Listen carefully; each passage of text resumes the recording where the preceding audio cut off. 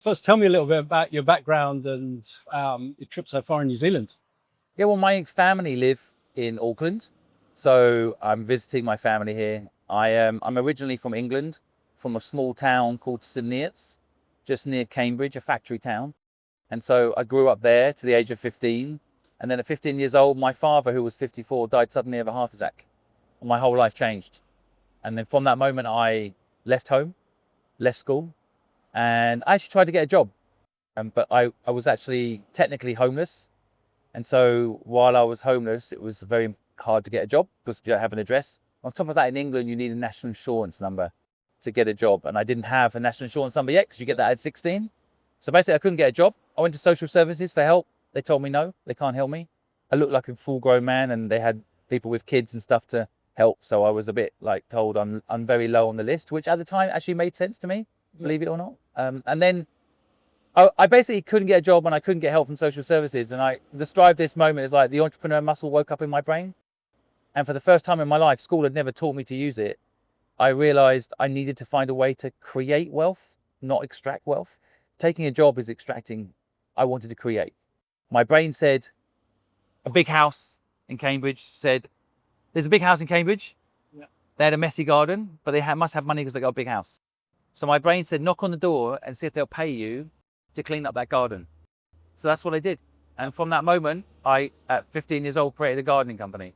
So that's basically the story. Do you think that's a lot of entrepreneurs' stories, or do you think that you need something to kick you off?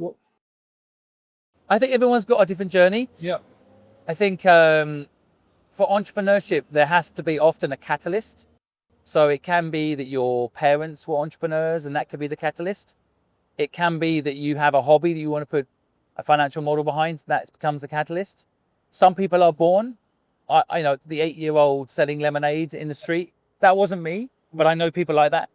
And so I think sometimes it's in you, sometimes it's created because of your environment. And so right now, for example, in England, I'm seeing a lot of university students that have been trained to get a job. They can't get a job. There's 1.2 million kids come out of university, can't get a job. So now, because they don't just want to start a business, they need to start a business. They're not looking for a job, they're creating a job for themselves. And that's a catalyst moment. Yeah, I absolutely. think sometimes if humans are lazy, if we have the path of least resistance, right?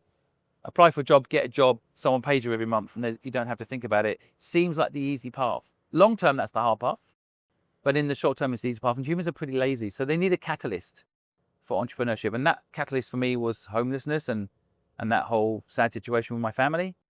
But I think for everybody I've met who's a successful entrepreneur, the catalyst can be different. Okay, so there's this push in government. All governments around the world right now are pretty much the same strategy, which is help big companies. And it's a mistake. It's a massive mistake. Because, and I get why, the big companies have so much power because they're probably some of the largest tax contributors and some of the largest influence. If they say they're leaving a country, panic sets in, right? Yeah. But I think because of all that money going to the big companies, in reality, most of the time they don't need it. Not always. I don't want to be, I want to be more nuanced about it. But like in most cases, these companies are global, international. They don't need the money from the government or the tax breaks from the government. They just need a profitable economy to which to work in. Where there's a real pain and never gets attention is the hundreds of thousands of small business owners. How many are there in New Zealand? Do you know? Oh, there's at least 200,000-300,000 businesses. Yeah. So without small businesses, there are no big businesses. And most of the small business owners, most of the time, one of the pain points is they can't find a job, they start a business. So they're taxpayers, but there seems to be a thing where, and this business, I've just experienced it, looking at the details of it, these businesses are squeezed like an orange. It's like, just get everything out of them, like every single way you can tax a small business and implement this business is these people have been working this business and making nothing, just surviving, hoping somehow for some miracle that maybe they'll get a catering booking and they can finally make some money this month. But for years, they're making nothing. And this all comes from this system of tax to this, tax to this, tax to this, on top of the high costs still of infrastructure, right? So Yeah, governments need to change their strategy. They need to help small business. That's what I'm doing.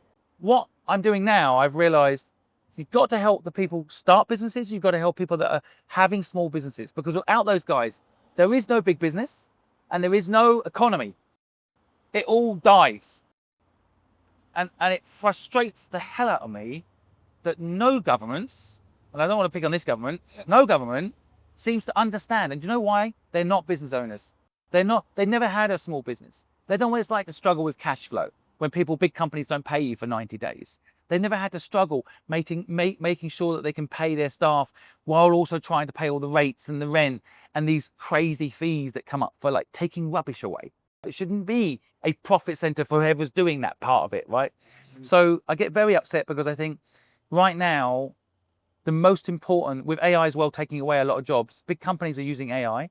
So small business is going to become even more important. If you want an economy to survive, back people to start businesses, give them tax breaks to start businesses, help them, reduce the burden to start. I met someone yesterday who's on benefits here. He can't start a business because he loses his benefits. So even he wants to come out of the system and start something, he's scared. That is not right. No, it's not right. Why would you do that to your citizen, the person you're hoping will vote for you? It's absurd. And you're costing a taxpayer money.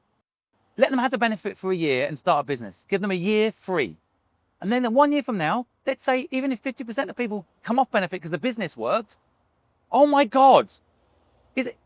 Policies are not that complicated. You know, people are talking about politics. Oh, it's very complicated, long documents, policy documents. Basically make it really complicated legal language. Not really. Yeah, I agree. It's very straightforward. You know what? For 1 year, if you're on social benefit, you can start a business and we won't tax you. Do it. Go on Etsy. Go on whatever you can. Make some extra money. Do it. Make your life a bit better. That will create real world economic benefit. And so do small businesses, by the way. Big companies, they do pay tax. I don't want to make them the enemy either.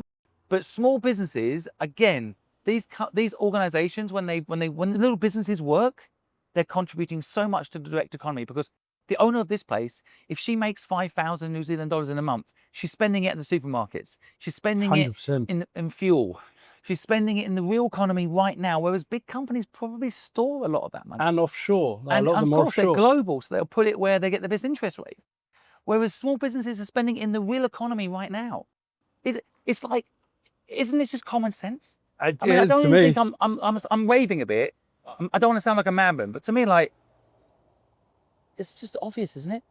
I think so too. What the fuck is going on there? Why are none of these organizations doing it? I'm talking governments as organizations. Why? I don't know. But you talk I think about... we do know, don't we? Fear is a good thing. I think fear makes you prepare. Fear makes you focus. Fear's a superpower. The problem with today and the way people perceive fear is when they feel fear, they want to turn it off. But fear is what makes you run faster. It makes you think differently. I actually seek out fear. I actually find it very hard to have fear now because I've got a lot of capital behind me and I'm comfortable and I know my thing. So, but I seek it out. You know, I think it's something that helps you just go to the next level in things. Fear was originally designed. A lion comes towards you. You feel fear. You can run faster. You can get up a tree. You'll beat a lion. A lion statistically should eat you, but you'll win because you're leveraging fear. So I think people should leverage it. That's the first thing. The second thing is, imagine 19-year-old you. Most people in their 90s, when they're interviewed about what they wish they'd done, they only regret what they didn't do. So if you do it and it fails, at least you did it. But if you don't do it, you'll always wonder. And life is a journey, right? You don't want to get to 90. You can't go back in time. So you've got to realize that fear is a superpower, lean into it, embrace it, plan against it so you don't fail. But equally at the same time, realize if you don't do it, you're going to be 90 and have a regret. Sitting there in your rocking chair thinking, shit, I should have done that. And that is the worst thing. You can't go back in time. You can always make the money back. You can always, recuperate financially over time if you persevere. It's madness not to try. I don't read. I'm dyslexic. So I listen to audiobooks, but I hardly read. So I felt YouTube was really powerful. TikTok, Instagram from an education point of view has blown my mind. People don't see them as education platforms, but they definitely are. It's how kids are learning now. That all blew my mind, how big social has been. I wrote a book because Penguin approached me and said, you should write a book about business. I'm like, oh, okay. But my instinct was, 100 people will read it, but I'll do it. So I actually voice clipped each chapter, and then someone helped me write it up. And the whole thing has blown my mind. Print is very much alive. Yes. And of course, audiobooks, but like people take that book on holiday with them and they come back a week later and change their life. And I wanted to write a book that was very like grounded in reality, like someone who's got no money, maybe no dream even, or they may have a dream, but they don't know how to make it happen, and just help them step by step understand how to make it happen. But I didn't realize what a gap in the market there was for a book like this, which is why right now today it's #1 in the UK. Amazing. And it's just gone on sale here, actually, a paperback. So I'm very proud of it. It's kind of helping people realize a lot of what stops people being successful is themselves. Yes. Not only the knowledge they don't have, but also the knowledge they think is true. So for example, people believe 90% of businesses fail in the first year. That's what people believe who haven't started a business. And it's not true. In relation to this business that you're helping, each like amazing. Yeah. Can you talk a little bit around that and how it happened? So this dream has come alive, not just because of me. Right, I'm promoting on social media her dream, and the community in the comments, you should, amazing. Wanting to give her money, wanting to help her, become customers, the community. And then in New Zealand, there's a couple of people I want to make sure I shout out, right? Who's that? Kakapu, the agent that was selling this place, Cool. helped, and Sterling, the handling agent with the landlord. Amazing companies that have just dived in to help someone's dream happen. Love it. And that has blown my mind. They don't know me. They didn't have to help. They're businesses, but they've gone above and beyond. Instantly jumping on this and helping make this dream real. I couldn't have done it without them. Impossible. Amazing. And then finally, I want to say the owner of this place, who's ran this for years and years, started it in COVID, just hasn't stopped. Her heart is so good. When you run a business and it hasn't gone exactly how you hope. Yeah. It can turn you bitter and make you angry. And she's the opposite. She's like so happy this cafe is going to the staff member she's worked side by side with for 3 years. She's so happy it's not going to close. She's like actually positive about her tough experience. She knows it's helped her go to the next thing in a stronger way. Now that's special. That is special. And it's worth calling out, because sometimes the headlines might be, new owner of this place. Let's not forget the original owner. Yeah. I don't want to forget her. You're 100% Because right. without her, first of all, it wouldn't be possible for this dream to happen. And even the transition, she's there helping in the transition now. She's not run off. It's your problem now. She's like, I'm going to help every step of the way, make sure this business that you are taking over from me, and she's getting nothing from it. Zero. Nothing after all her years of hard work. That's a big thing. So what she is getting from it, and I can see it in her heart, is she's seeing someone's dream come alive that she really cares about. That's been a member of staff for years. People always make bosses out to be bad, you see. When you hear boss, there's instantly a sort of negative to it, right? Yeah. The word boss even comes across as like, oh, this is a kind boss, a good boss. And she's happy that it's going to a member of staff that she's worked with for 3 years. I love that. Right? And I think that's an important nuance, because a lot of people don't understand. Bosses are not bad. Bosses most of the time are good people that want the best for their staff. And sometimes people are bosses making all the money, screwing the worker. Not true. Definitely not true on the small business level. On a small business level, every single employee is only there because they like their boss. But it's not there for the money most of the time. They're not there for the one day we're going to make billions from this company going IPO.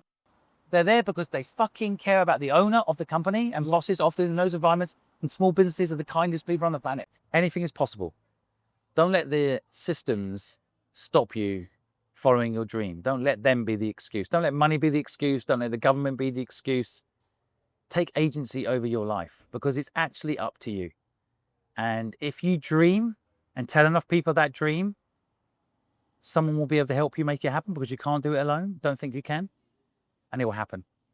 If I was in charge, how would I change the education system? Well, first of all, they're never going to let me be in charge, because I would not just change the education system, but I think there needs to be a radical rethink. And so, at school, there's this whole concept of like, don't copy someone's homework. But in in the real world, innovation comes from copying. We've got fire because we saw someone do fire. We thought that's a good idea and someone copied it, right? So I think the whole mentality of sit down and shut up, don't be original, all wear the same uniforms. You got to get rid of this sort of like conformity mindset. We're all unique and individual. That's actually what makes us special. That's what no one can copy, right? The originalness of you. But the fundamental framework for the school, I would change. The school system asks at a very young age the wrong question to kids. Like my son's 8. And when he was 5 and I took him to his first big school, the teacher sat all the kids down. I was allowed there the first morning when he was in this school. Yeah. And all the kids, you know, 5 years old, smiling, happy. The teacher says, sit down, kids. And then she says, right, I want each of you to tell me, what would you like to do when you grow up? Right now, I think that's the question that causes the problem at the very start. Because now my son at 5 years old is looking at me, Daddy, what should I say? Yeah. What's going to make everyone in this room happy? Fear in his eyes, like, give me the answer to this question. I have no idea. How can he know at 5? No. But tell me the answer that's going to make adults happy. A doctor, a lawyer, what should I say? Yeah. And of course that leads trapped minds to think about, oh, okay, you want to be a lawyer, right? Okay, you're 10 years old, you want to be a lawyer. Go to university, do this, do this. And by the time you're 28 years old and you're a lawyer, now you're finding out for the first time whether you actually want to be a lawyer, because you are actually a lawyer. And 75% of people I meet in that space aren't happy, right? So the real question we should ask, and this is the very simple fix to the education system, is not what will you do when you grow up, but what problem will you solve?